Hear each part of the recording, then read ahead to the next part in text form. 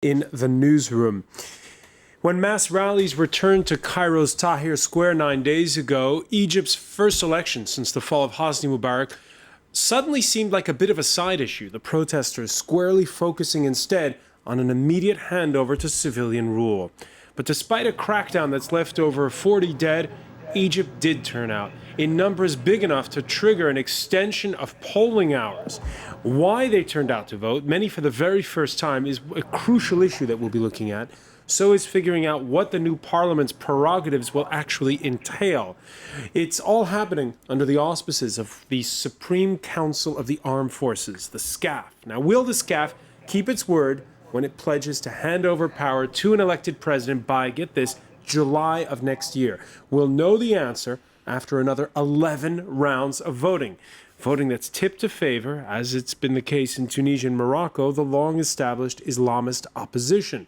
Today in the France 24 debate, we weigh up winners and losers of Egypt's historic vote.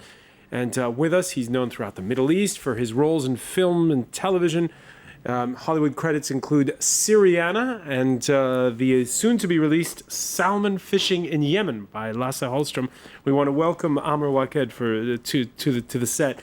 Thank you. From Cairo, Dina Zecharia, one of the co-founders of the Muslim Brotherhood's Freedom and Justice Party. Thanks for joining us. Thank you. Thank you, François. Last week in Tahrir Square, I met a young graduate student in engineering who'd reluctantly accompanied a group of his friends. In a moment, Ahmed Shahada will tell us why he's against protests and for this election. And also from Monterey, California, Robert Springborg of the Naval Postgraduate School has written extensively on the Egyptian military, as well as a man you could say who's watched the fur fly in this Arab Spring from the beginning. The American University of Paris is Ziad Majed. Thank you for being with us. Your comments, always welcome on Twitter, our handle here, at FrançoisF24, and on the France 24 Debate Facebook page, where earlier we asked you for your thoughts on the high turnout. Well, here's what Adabong wrote. He wrote, the ability of Egyptians to hold on to their votes and determine their democratic future is what will bring the real revolution in Egypt. We can show you images now of Tahrir Square this evening with a crowd that's very sparse compared to previous days. Amr Waked, when you look at that image there of Tahrir Square, it's not the crowd we've seen in previous days.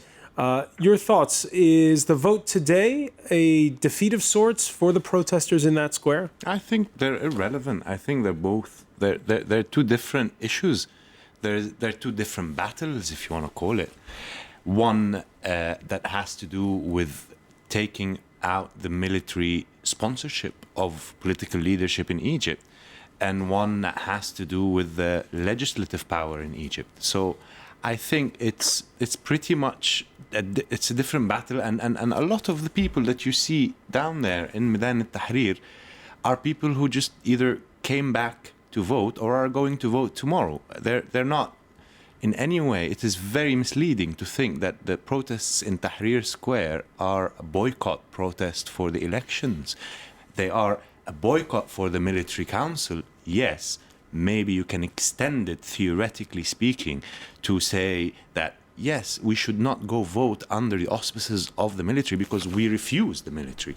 But in practice, actually, the Egyptian people are willing to take the battle to any front.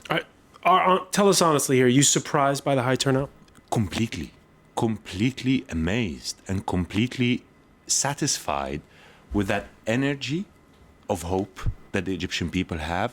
And regardless of whether it has been managed badly or whether the results will turn out to be misfortunate for some people, I think this energy of hope is the revolution. Dina Zecharia, was this beyond your expectations, the turnout? About today's presence of people in front of the polling stations? Yes. Yeah. Actually, I went to Zamalek district and I was so surprised about the amount of people standing in front of the polling stations willing to vote and to find the way out from this transitional period. They were always talking to each other saying, we are going to stay for a long time, for hours, but they are willing to do that. So I felt that they were so proud of themselves that at last they felt that their voice is very important and they have to struggle for it.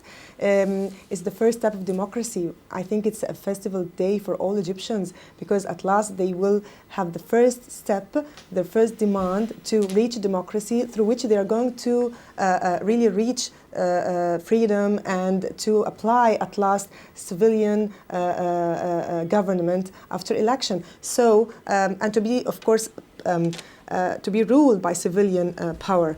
I believe it's the first step, and we are going to stand till the last step also. Ahmed Shahada, you told us earlier that you were registered to vote in Alexandria, so you were unable to go to the polls this Monday. But do you agree that this is the first step on the road to democracy? Of course, yes. It's definitely very impressive to see the high turnout ratio. And just shows you the enthusiasm that people have for the future. And with all the protests that are still going on in Tahrir Square and the demands that they remove the SCAF, it just shows you that the people in Tahrir Square just represent a minority of the Egyptians. And yeah, it's definitely very great to see everyone come out to vote, especially all kinds of from all social classes of Egypt. Ahmed, you say a minority, but that when I bumped into you, that was last Tuesday, there were hundreds of thousands of people there. Hundreds of thousands, yes, that's true. Hundreds of thousands of people there demanding many different things, and a lot of them I found to be very irrational. And that's why I was not very impressed by the presence of the amount of people in Tahrir Square. I don't think the demands are very rational at the moment. I mean, they want to remove the SCAF, and what if the SCAF is removed? Who's going to take care of the country at the meantime? There's no security. There's no other institution in Egypt right now that can take care of the chaos that we're going through. So I don't really understand what people in Tahrir Square are protesting against. Amr Waked, fair point. There is no one who can fill that void right now of handling the transition process. I just find it very strange that SCAF has been in the power for 10 months and we're complaining about the lack of security and about the chaos, and there's been 10 months and nothing has been done about it. And I don't see how irrational it is to say that we don't need the SCAF anymore because of all of this. We have, he said, the reasons why the people are not happy in Tahrir Square is because they've had enough of the state that they're in, and they hold SCAF responsible for that state. Ziad Majed. Yeah, I think it has been a long transitional phase, and I'm not sure that any military council in our region of the world would leave power if there is no pressure, if the street is not mobilized, if people are not defending their rights as citizens to choose their representatives and to make the security forces and the armed forces under the control of a political civilian authority. I think this is one of the most important achievements of the Arab Spring, is to turn the page of despots, of military establishments that confiscated power for many decades. And what I think is irreversible, regardless of what will happen in the elections, regardless of many complexities that the long political process may witness, is that people discovered the public space. This Maidan al-Tahrir is becoming a theater, a laboratory of political maturity, of elaborating choices. It will take time, but people discovered their power, the fact that they cannot anymore surrender to any authority. They will keep going to the street whenever they feel that their rights are threatened, whether by a military group or by a party that might win elections and without the experience in managing the country might commit mistakes. So the accountability that the street will now impose on any power and any regime is, I think, one of the greatest achievements of this Arab Spring. All right, and before we go to Robert Springborg, let's listen to some of those people who are in Tahrir Square. An array of not just Tahrir Square, rather all of Cairo, an array of reactions to this. Again, the first of 12 rounds of voting. This is an election, a free election, I think democratic elections. And before this era, during Mr. Mubarak's time, it was not the case. We need to say what we think because since last Friday, the world has been watching a very sad image of our country. That's why we need to express ourselves. We kept quiet for 30 years, but now we need to open our mouths. We were enthusiastic about the election, but the military council is conditioning the election to maintain its grip on power. As an Egyptian, I can see that the resignation of the military council is more important than the elections. All right, so that last voter, or potential voter, don't know whether or not he went to vote, inside Tahrir Square. Robert Springborg, when you see the array of reactions that have come out today, first of all, are you surprised at how high the turnout is? And do you share Dina Zecharia's enthusiasm, saying that this is really the first step towards a handover to civilian rule? I think it's too early to say that it's the first step. And I did think there would be a high turnout because the military, directed by the SCAF, had cleverly positioned itself behind the elections so that the paradox of the military supporting democratization made it very, very difficult for those who wanted to get the military out of power to not go to the polls. Add in the fact that many of the voters were frightened that the Muslim Brotherhood would score an overwhelming victory if those who were protesting against the military stayed at home. So I'm not surprised that in the end, folks went to the polling stations. But the problem is they're voting for what?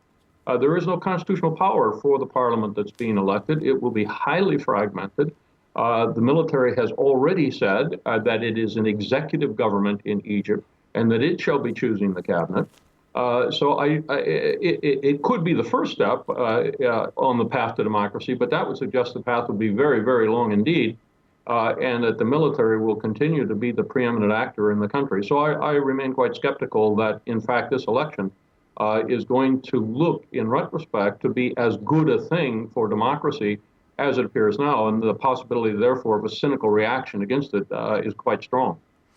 Dina Zecharia, your reaction to what we just heard there from Robert Springborg, especially because a lot of people have been critical of the Muslim Brotherhood for not openly endorsing the protest in Tahrir Square the past week. Okay, let me tell you first that we went to Tahrir Square on 18th of November. For one aim is that we want, for two demands actually. We were against Selmi document, and again we were calling for timetable, exact timetable of transferring the power from the SCAF to, from the military council to civilian power.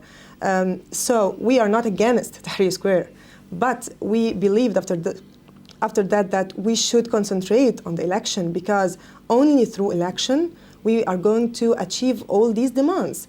And today, Egyptians, the majority of Egyptians, really said that. They were proving that that's the only way to have this power from the military council. So we didn't participate because we just didn't want things to be get more complicated. That's it. But not because that we are against them. Actually, we're respecting them, and actually we're supporting them, but we were doing it our own way. It's not that, I think also that maybe we have different points of view. A lot of people have chosen to get down to Tahrir Square, and we have just chosen the way of election, but I think that we are completing each other's. We are not against each other's. That's the fact that we believe in. And I think by time, everything is going to be clear. Amr Waked, at the outset, you corrected me, saying just because you shouldn't confuse the elections and what's going on in Tahrir Square. Exactly. Dina Zecharia is saying the same thing. Yes, I agree completely with her. I'm not in any way. What I'm a bit skeptical about is the fact that we've already had a democratic trial before in the referendum. We've already had 77.8% of the Egyptian people in the poll saying that, yes, these amendments to our previous constitutions we approve.